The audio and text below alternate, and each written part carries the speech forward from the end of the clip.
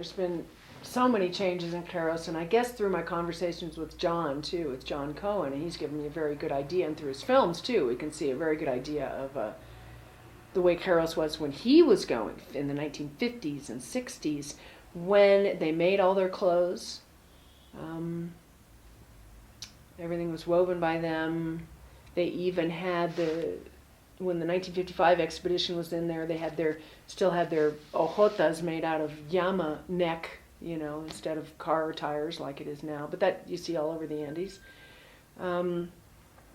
Just in my brief time, 9 years, it used to take me a day and a half to walk in. In John's time, it was at least a week, and I would have to go over 2 mountain passes. Now, the road goes up to Pampacasa and Ancasa. You can get just a half an hour outside of Q'eros. Okay, so when I was going in, I had to walk 2 days, a day and a half to get in there over 2 mountain passes.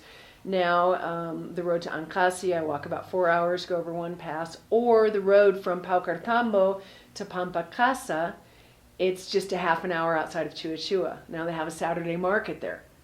And so they're bringing in, all sorts of foods, noodles, powdered milk, plastic utensils, things that were not as easily available before. I think there's been changes happening in Q'eros, of course, over the past 50, 60 years. But I think somehow it's just been accelerated, over the past 10 years. And I somehow feel like, with my research, I've thought about this, that I have had the privilege or the difficulty of kind of being on some kind of a cusp. Of course, maybe a lot of people could say that, I don't know, but a cusp in the way of I have a glimpse of what it was like when John was going in, for example, 30 years ago or 40 years ago. But that now things are changing so quickly that I have witnessed many of my compadres migrating from Q'eros to Cusco. I've seen that shift. I've seen them building homes in Cusco, getting tied to the cash economy, the difficulty of getting money to send their children to school, desiring a better education, problems with the education system in Q'eros, problems like teachers don't want to stay, it's a little bit too remote, teachers that come from Paucartambo or Sicuani or Cusco cities. And I have seen, as people get more, the Q'eros get more tied to the cash economy, competition springing up. That one compadre will come to me and say, when do you have a tour group? Because I always introduce the Q'eros to my tour groups as a cultural exchange, and it seems very beneficial for both parties. And I know that the tourists that I work with, they go away saying, wow, we met the real people.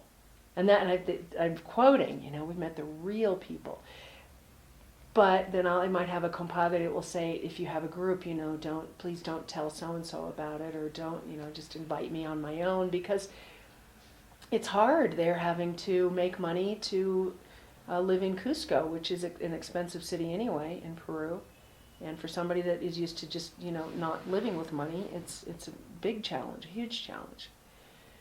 I've heard people talk about ecological changes in Q'eros. I've asked, why do you want to live in Cusco? Education seems to be the primary reason. Education for their children, wanting their children to have a better life than they had. Seeing that the education, modern education, and the modern world is a doorway to that better life. But I've also heard people say that the grasses aren't the same as they used to be. The water is not as plentiful. That probably has to do with glacial melt, which is happening at a fast pace in this country and all over the planet, as we know. And that their animals are fighting for the good grasses. And their population has tripled in less than 100 years. In 1920, with the 1920 article by Yabar, who was one of the hacendados, the hacienda owners. It was the first kind of academic type article that was written about the Q'eros in 1920 something, I've forgotten now. He says about 40 families in Hatun Q'eros, in the community of Hatun Q'eros, 40 families. Stephen Webster, in his dissertation in the late 70s, says like 78 or 80 families, doubled. And now there's probably about 140. So we've jumped in a 90-year time period from 40 families to 140 families. And they're saying there's just much more competition even in Q'eros. There's many animals, that the health is better, which is, great. That's great, but it's also causing kind of more crowded living conditions. Yeah.